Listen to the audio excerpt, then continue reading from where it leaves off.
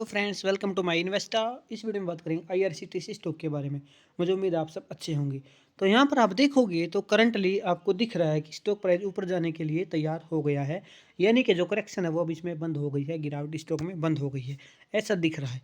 लेकिन ये चीज़ हमें यहाँ पर भी दिख रही थी, पुरानी वीडियोज़ आप देखोगे तो उसमें तो वहाँ पर क्या पॉसिबिलिटीज़ थी अभी एक बार डिस्कस करते। तो ये आपको दिख रहा है एक डिमांड जोन, यानी कि यहाँ पे आपको संभावना दिख रही थी कि प्राइस इस रेंज में आएगा। तो यहाँ पे हमारी दो कंडीशन फुलफिल हो रही थी कि यहाँ पे इंस्टीट्यूशंस की एंट्री थी और दूसरा यहाँ पर प्राइस मूविंग एवरेज 50 पर आ रहा था। तो यहाँ से संभावना थी कि प्राइस अगर यहाँ से रेंज को ऊपर की तरफ ब्रेकआउट देगा तो टारगेट ये मिलेंगे 1100 के, और अगर प्राइस नीचे की तरफ ब्रेकआउट देगा तो यहाँ पर दो चीज़ें हमें दिख रही हैं साफ साफ कि ये जो आप देख रहे हैं ये रेंज, यानी कि प्राइस इस रेंज में आएगा, ठीक है, लेकिन प्राइस इससे पहले ही ऊपर जाना शुरू हो गया है।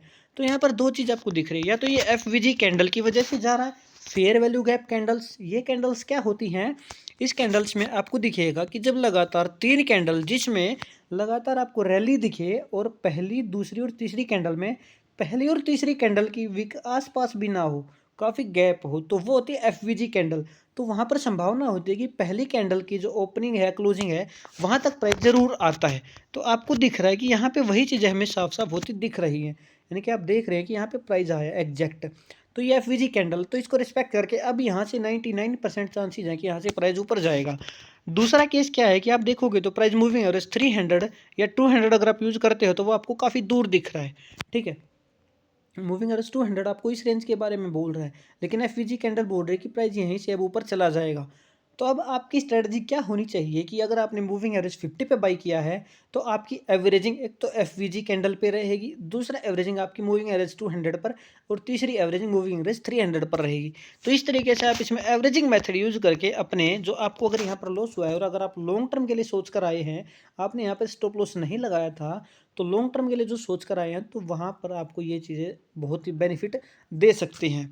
अब इसको डेली टाइम फ्रेम में कन्वर्ट करते हैं। डेली टाइम फ्रेम में कन्वर्ट करोगे तो आपको दिखेगा कि प्राइस ने मूविंग एवरेज 200 और 300 और 50 तीनों को नीचे की तरफ ब्रेकआउट दे दिया है। अब सिंपली अगर ब्रेकआउट दे दिया है तो हम मूविंग एवरेज इसको हटा देंगे और हम इस प्राइस को इस तरीके से देखने की कोशिश करेंगे।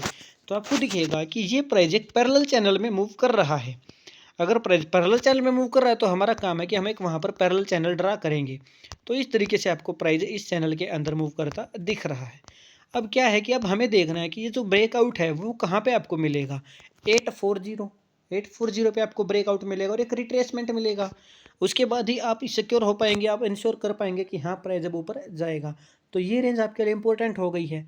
तो मुझे उम्मीद है ये चीज़ आपको समझ आई है। आपको क्या करना है, आपको सिंपल इस चार्ट को बैठकर देखना है, ठीक है। अगर मैं इसको डिलीट करूँगा तो आपको देखना है, अगर नहीं समझ आ रहा है तो लाइन में कन्वर्ट कर दीजिए। बार बार आपको दिख रहा है कि प्राइस 50 को रिस्पेक्ट करते हुए नीचे जा रहा है, इसका जो रेजिस्टेंस यूज कर रहा है, यानी कि एक चैनल बना रहा है, ये इस चैनल में मूव कर रहा है। अगर इसको ब्रेकआउट के देकर रिट्रेस देगा तो फिर हमें अच्छे टारगेट मिलेगा।